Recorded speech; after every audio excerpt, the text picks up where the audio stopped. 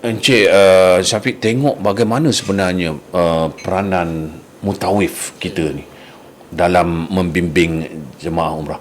Masa itu Encik Syafiq tengok macam kecekapan mutawif ni sangat-sangat penting untuk bersama-sama dengan jemaah ni, terutamanya orang yang pertama kali dan juga baru memeluk Islam macam Encik Syafiq ni. Alhamdulillah, sangat penting untuk saya. Apa sebab? Satu, yang saya masa pertama kali pergi itu sangat perlu mutawif ni untuk bantu saya, walaupun saya ada teman saya, tapi dia sudah orang tua. Betul? Dia sudah jalan pun slow sikit. Yang mutawif ni dia sangat perlulah untuk bagi tahu kita apa yang dilarang, apa yang, sebab kita pertama kali pergi, kita dalam keadaan takut-takut. Jadi ada mutawif, kita boleh tanya, dia tanya dah ada jawapan, kita tenang. Ceritaan mana mutawif dia tak boleh diam, dia tak boleh gunakan visual. Kalau bawa okey penglihatan, visual tu simpan tepi. Dia gunakan voice saja. Dia gunakan voice.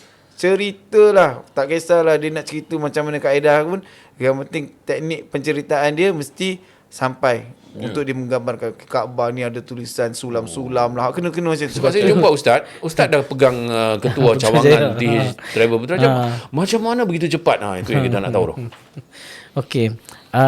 Apa yang Dumai bagi? Apa yang Dumai bagi? Sebab apa saya pilih Dumai? Saya rasa yang ni sebagai satu macam, sebelum saya pilih Dumai, saya ada juga dapat info daripada mutawif, beberapa mutawif, boleh belajar daripada beberapa tempat ni lah. Tapi saya tengok Dumai and management, makna kata kita boleh jadi lebih pada tu. Asalnya saya letak target saya nak jadi seorang mutawif je. Tapi apabila saya berada dalam Dumai, dia ajak keseluruhan. Dia ajak tentang pengurusan.